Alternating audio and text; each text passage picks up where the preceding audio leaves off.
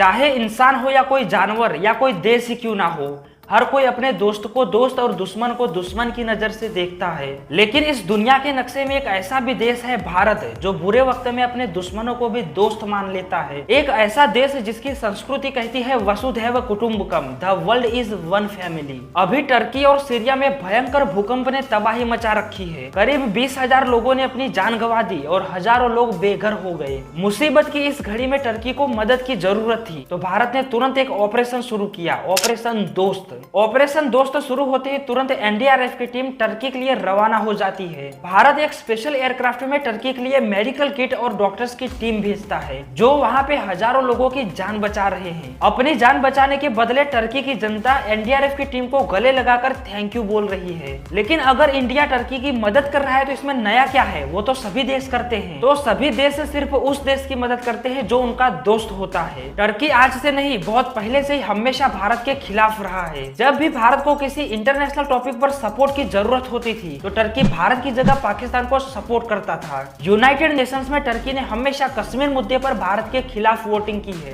भारत को जब nuclear suppliers के ग्रुप में ऐड किया जा रहा था तो उस वक्त भी टर्की ने इसका विरोध किया था। टर्की भारत को अपना दुश्मन मानता है क्योंकि भारत पाकिस्तान का दुश्मन है। टर्की एक ऐसा इस्लामिक देश है जो हमेशा किसी नॉन इस्लामिक देश का विरोध और इस्लामिक देश का समर्थन करता है। इसीलिए टर्की भारत को अपना दुश्मन और पाकिस्तान को अपना दोस्त मानते आ रहा है। अभी कुछ टाइम पहले जब नुपुर शर्मा ने इस्लाम रिलीजन के ऊपर कुछ कमेंट्स किए थे, तब टर्की इंडियन प्रोडक्ट्स का बॉयकॉट कर रहा था। लेकिन टर्की जिस पाकिस्तान को अपना दोस्त मानता आ रहा था, बुरे वक्त में उस पाकिस्तान ने उसकी तरफ देखा भी नहीं। उल्टा पाकिस्तान जब हम टर्की की मदद करने जा रहे थे तो हमें रोकने की कोशिश कर रहा था। इंडियन एयरक्राफ्ट को टर्की तक मेडिकल किट पहुंचाने के लिए पाकिस्तान के ऊपर से होकर गुजरना था, लेकिन पाकिस्तान इंडियन एयरक्राफ्ट को अपने एयर स्पेस के ऊपर से उड़ने की परमिशन नहीं दे रहा था। तो भारत को घूमकर दूसरे रास्ते से टर्की तक मदद पहुंचानी पड़ी। जिसके बाद पाकिस्तान के प्राइम मिनिस्टर टर्की का दौरा करना चाहते थे, लेकिन टर्की ने पाक पीएम की विजिट को कैंसिल कर दिया। आज सिर्फ इंडियन आर्मी ही नहीं बल्कि टर्की में रहने वाले इंडियंस भी अपने घर से बाहर निकलकर जरूरतमंदों की मदद कर रहे हैं। इंडियन आर्मी वहां पर एक बड़ा मेडिकल कैंप बनाकर भूकंप में घायल लोगों का इलाज कर रही है। भारत आज टर्की को दिखा रहा है कि मानवता ही सबसे बड़ा धर्म होता है। सिर्फ टर्की में ही नहीं बल्कि दुनिया के किसी भी कोने में किसी भी देश पर जब मुसीबत आती है तो भारत सबसे पहले मदद के लिए आगे आता है। अफगानिस्तान के लोग जब खाने के लिए मर रहे थे तो भारत 50 ट्रक गेहूं भेजता है। रसिया यूक्रेन के युद्ध के बाद जब पूरी दुनिया रसिया से सामान खरीदना बंद कर देती है और रसिया की इकोनॉमी डूबने वाली होती है, तब भारत रसिया से नॉन स्टॉप रिसोर्सेज खरीदता है। पैंडेमिक के वक्त पूरी दुनिया तक भारत वैक्सीन के डोज पहुंचाता है। भारत किसी की हेल्प करने के लिए कभी ये नहीं देखता कि सामने वाला हमारा दोस्त है या दुश्मन। जब किसी पर मुसीबत आती है तो भारत के लिए मानवता ही सबसे बड़ा धर्म बन जाता है। चाहे इंसान हो या फिर कोई देश, हर कोई सिर्फ अपने बारे में सोचता है। लेकिन इस दुनिया में भारत एकमात्र ऐसा देश है जहां हर शाम आरती के बाद विश्व का कल्याण हो का नारा गूंजता है।